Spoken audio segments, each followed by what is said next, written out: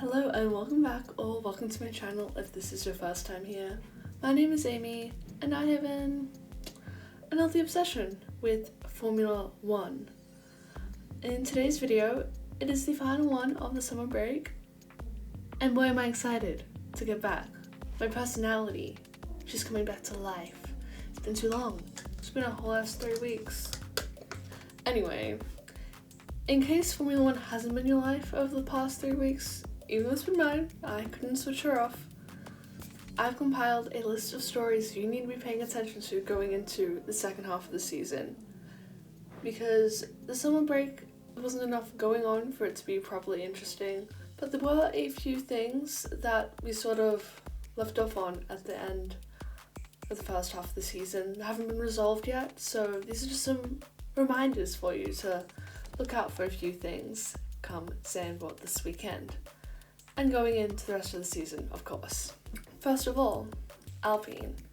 So if you don't remember, the last race of the first half of the season at Spa, it was announced that team principal Zapnauer, as well as a few other key members of Alpine staff, will be departing the team. Now, they haven't found a full-time replacement yet, which we kind of figured they would be doing over the summer break, and we would have an announcement by the time we got back. But we haven't yet, so pay attention to that. At the moment, they're just a really unstable team, I feel. Their performances are up and down. Not gonna lie, I think Otmar was the team principal I personally really respected, and I think had he been given more time at the team, it probably would have gone a bit better, but he just hasn't given that time, so he's out. So the search for a new boss continues, as well as the fact that they, of course, have a bunch of new investors on board.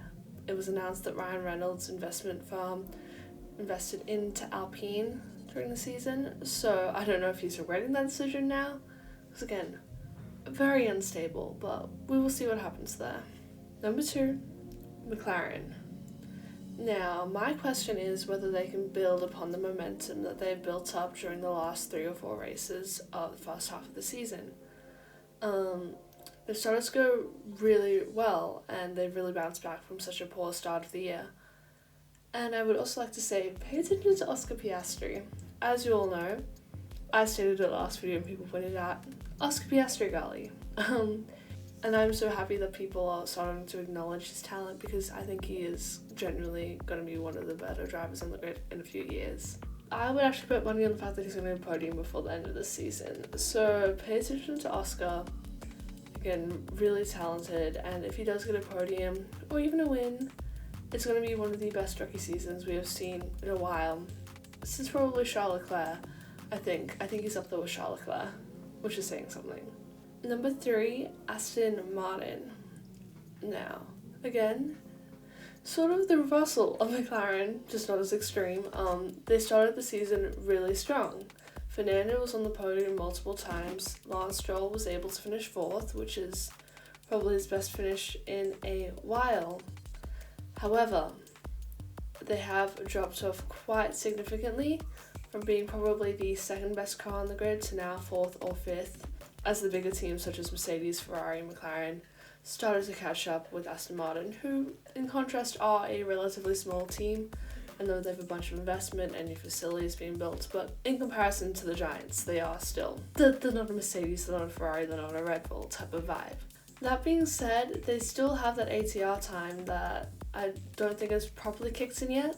Obviously, they finished last season in 7th, which meant that they would have 100% ATR time for that first block of the season, which compared to all the cars around them is a lot.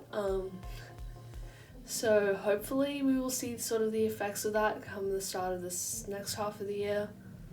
Who knows? I really hope we do, because I always love seeing Fernando of them battling. And it would be kind of cool for Stroll to get a podium. I know we all knock him, but it would be cool to see him on the podium as well.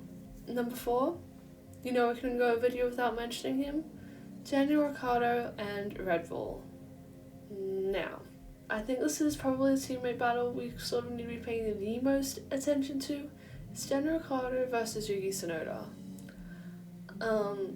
At the moment, Daniel, I think, did a really good job in those last 2 races.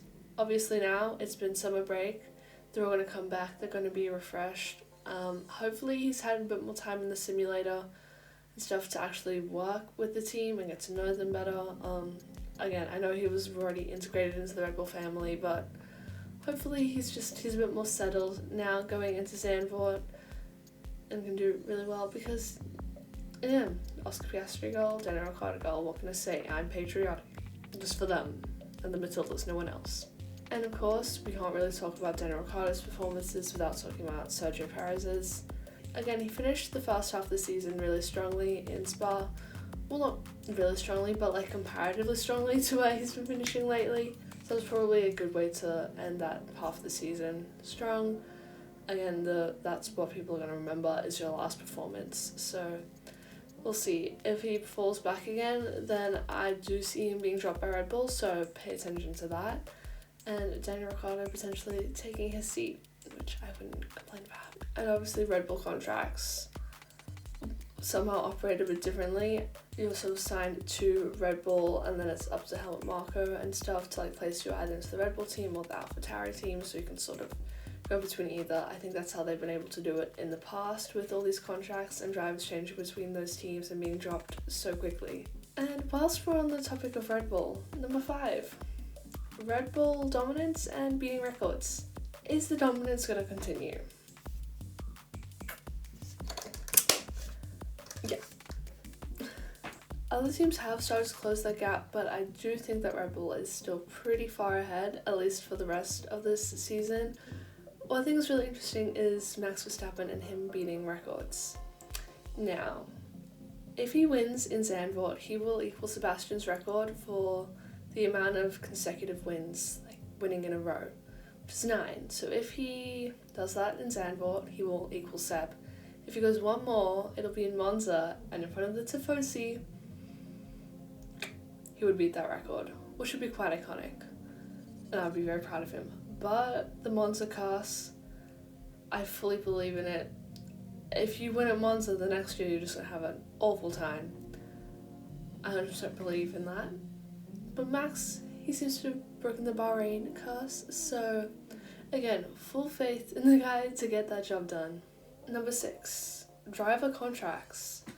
We heard nothing over the summer break, essentially. Very, very little about any new contracts being signed. Obviously, we heard a few rumours about people changing teams, some driver talks going on, but there was nothing concrete. Which compared to last season, where we had, the whole Sebastian Vettel retiring, Fernando Alonso dipping from Alpine and Oscar Piastri drama, it was a whole thing. We got nothing. And we do have a number of drivers who are yet to be confirmed for a seat. Obviously, the big one is Lewis Hamilton. Again, I'm pretty sure that contract's basically signed at this point if it hasn't been already and they just haven't announced it yet. I'm convinced he's staying at Mercedes. And now both Haas, so that's Kevin Magnussen and Nico Hülkenberg, and AlphaTauri's Daniel Ricciardo and Yuki Tsunoda haven't been confirmed for next season, which I have talked about all of my predictions for those seats in my last video if you want to go check it out. But yeah, those have yet to be confirmed, so hopefully in the next few weeks we get some sort of news on them, as well as Guan Yu Zhou and Logan Sargent. And of course with Red Bull there is probably going to be some sort of contract drama, so yeah, stay sharp with that. And number 7, the lawsuit. So obviously this I think was the biggest news to come out during the summer break, and that was Felipe Massa suing the FIA officially this time over costing the championship in 2009. Was it 2009? Pretty sure it was 2009 with the whole Crashgate thing, and the FIA sort of knowing that it was cheating at the time and still not giving him the points, because in the end Lewis Hamilton only won the championship by 1 point, and if Felipe Massa had finished better in that race, who knows, he could have won the championship. It is very possible. So again, he's suing the FIA, so maybe he'll get some money out of it. But then if he does that, then that sort of opens up a whole can of worms with some other championships that have been quite contentious. Yeah, so we'll see about that. Anyway, that brings this video to a wrap. Comment down below any storylines that I've missed or any other stories you would like me to cover, because we are struggling for ideas at the moment. If you like the video, then like it and press the red button to subscribe for more F1 and motorsport related content. And I will see you all in the next one. Laters.